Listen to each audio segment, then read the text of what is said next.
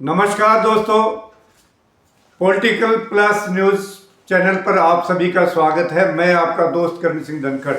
दोस्तों, आज बात करते हैं आरटीई की। आरटीई मतलब राइट टू एजुकेशन, यानी शिक्षा का अधिकार। 2005 में ये कानून बना था और 2009 में इसमें अमेंडमेंट हुई। तो इसके आर्टिकल 21 के तहत हमें ये अधिकार मिलता है कि 6 से 14 साल के बच्चों की व्यवस्था, स्कूलिंग की व्यवस्था पूरी की जाए। और 21A, आर्टिकल 21A इसको मौलिक अधिकार बनाता है कि ये हमारा मौलिक अधिकार है।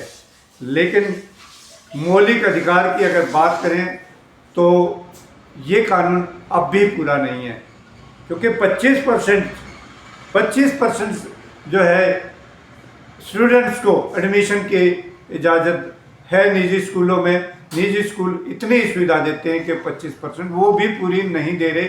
उनके ऊपर भी हर स्कूल पे जो है ना झगड़े होते हैं, अभिभावकों के जो है ना वहाँ पे एजुटेशन आंदोलन होते हैं और फिर जाके बड़ी मुश्किल से कहीं होते हैं और कहीं नहीं होते हैं। यानी ये कानून पूरी तरह से मतलब फेल है, बेईमानी है ये। और बेईमानी भी है क्योंकि देखिए, जब ये कानून बना रहे तो 100% का क्यों नहीं बनाया गया? खाली 25% से क्या होगा? जिस देश के अंदर 140 करोड़ के देश के अंदर 80 से 85 करोड़ जनता 5 किलो पर निर्भर है, तो उनके बच्चे कैसे पढ़ेंगे? तो ये 25% जो है मतलब इतना ही कानून है। 75% इसमें कुछ भी नहीं है, ये फेल कानून है। और इससे आगे बढ़कर अगर बात करें, देश में इस तरह के कानून होते हुए भी, देश में ऐसा कानून है कि शिक्षा का मौलिक अधिकार है, उसके बावजूद भी अगर बच्चों को धूप में बैठना पड़े, अगर बच्चों को शर्मिंदा होना पड़े, स्कूल की फीस अगर ना दे पाए अभिभावक टाइम पे, समय पर, तो उन बच्चों को शर्मिंदा होना पड़े, उनको बेंचों पर खड़ा किया जाता है, उनको कभी बरामदों में बंद एक तरफ किया जाता है, यानी बच्चों को खूब बेइज्जत किया जाता है स्कूल के मैनेजमेंट के माध्यम से। तो आप सब ने ये इस तरह के नज़ारे खूब देखे होंगे। फिर भी मैं आप लोगों को एक वीडियो दिखाता हूँ और फिर इस पर हम लोग बात करेंगे आगे। आप सभी अभिभावक गणों को बाकायदा सूचित किया गया था कि तब तक आप अपने बच्चों को विद्यालय मत भेजिएगा जब तक आपका फीस नहीं जमा हो जाएगा। आप लोग हैं कि मानने वाले नहीं हैं, परेशान करने मुझको विद्यालय भेज देते हैं। ये सारे बच्चे हैं जिसका फीस नहीं जमा है और इन सबको मैं आज गेट के बाहर निकाल चुका हूं। ये गेट के बाहर सारे हो चुके हैं। आज एक लास्ट टाइम मैं बड़े सख्त लहजे से कह रहा हूं। आपको बुरा लग रहा है तो उसके लिए आप जिम्मेदार हैं, मैं नहीं, क्योंकि मेरे ऊपर इस समय 50,000 का बैंक का फाइन आ गया है और वो आप अपने फीस में से 5 रुपया ज्यादा नहीं देने वाले हैं। तो मैं ये लोड लेकर के नहीं चल पाऊंगा। भाई, जिनको पढ़ाना है शौक से पढ़ाना है, हर महीने के 15 तारीख, और अभी मैं नियम बना रहा हूं 16 तारीख से 5 रुपए का रोज फाइन भरना पड़ेगा। इस नियम के साथ जिनको पढ़ाना है वो अपना पढ़ाइए, जिनको नहीं पढ़ाना है वो अपने बच्चों को साप्रेम अपने घर बैठाइए। मैं दुखी हूं, फीस ना जमा होने के कारण मेरे ऊपर जो प्रेशर पड़ रहा है, लोड पड़ रहा है, हर हफ्ते में मुझको नौगढ़ भाग के जाना पड़ रहा है। नहीं, अब तक 3 गाड़ियां खींच कर चली गई होती, इसलिए मैं इतना लोड नहीं ले सकता हूं। बैंक वाला सीधे डिफॉल्टर मुझको घोषित कर चुका है। 1 रुपया सीधे लोन ना देने की बात कह दिया है कि दोबारा अब आपको जीवन में एक लोन पूरे जीवन में नहीं मिलेगा। पूरा क्रेडिट ही खराब करके रख दिया गया है आप लोगों के फीस न जमा होने के कारण। मैं आज लास्ट टाइम इनको अंदर जाने दे रहा हूं। मैं एक आज अंतिम बार अपने मन में दया उत्पन्न करके इन विद्यार्थियों को क्लास के अंदर जाने दे रहा हूं। अगले दिन से अगर ये बिना फीस जमा किए आए तो आपको बड़े दुख के साथ सुनना पड़ेगा कि इन्हें घर वापस जाना पड़ेगा, फिर चाहे आपको अच्छा लगे चाहे आपको बुरा लगे। हाँ, तो आप लोगों ने ये वीडियो देखी। ये वीडियो है राम राज्य प्रदेश राम राज्य आप लोग समझ गए होंगे ना, राम राज्य कहाँ पे है देश में? राम राज्य प्रदेश में है, यानी उत्तर प्रदेश, बाबा जी प्रदेश।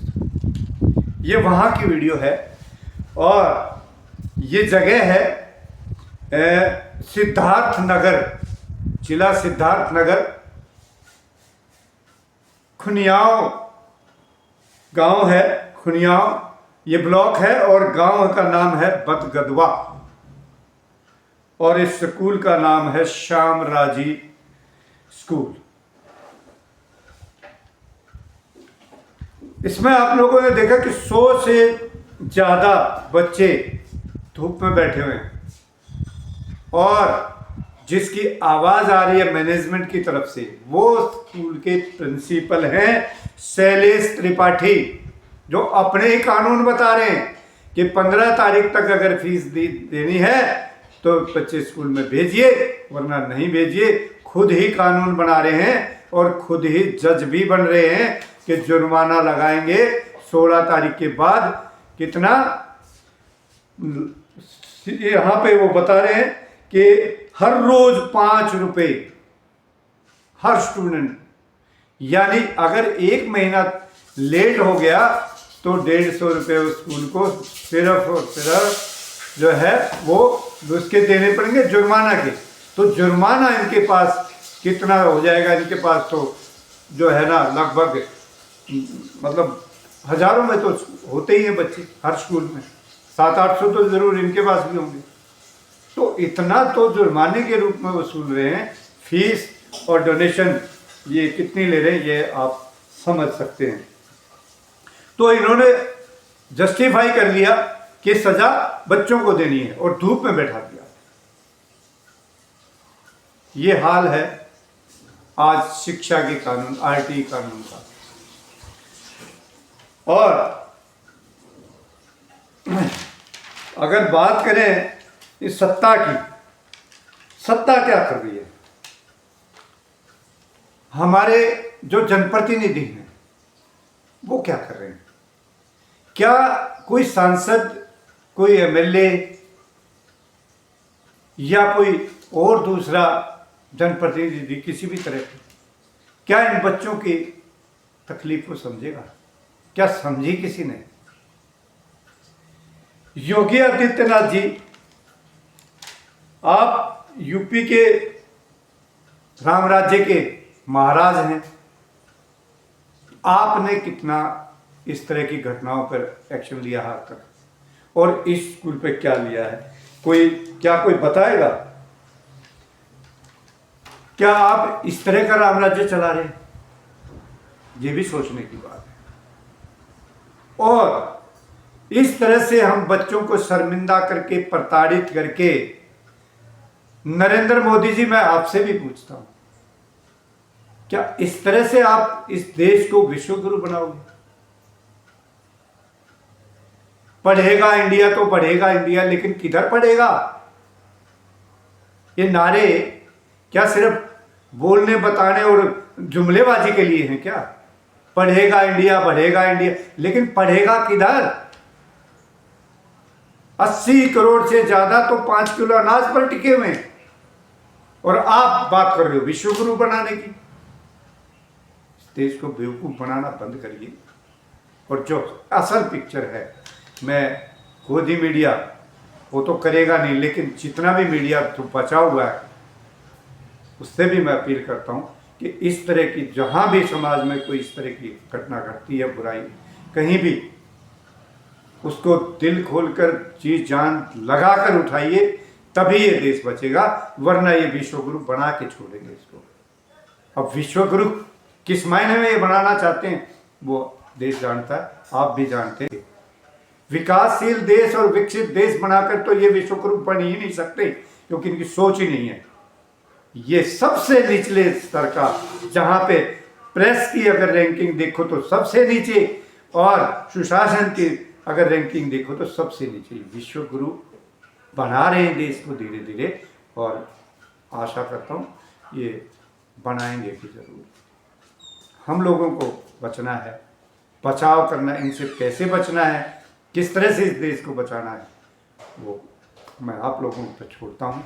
आप खुद अंतर्मन से मंथन कीजिए कि इस देश में हो क्या रहा है और चल क्या रहा है। दोस्तों, मुझे आप लोगों से आज इतनी बात करनी थी, तो अब मुझे आपके दोस्त करण सिंह धनखड़ को दीजिए इजाज़त। जय हिंद।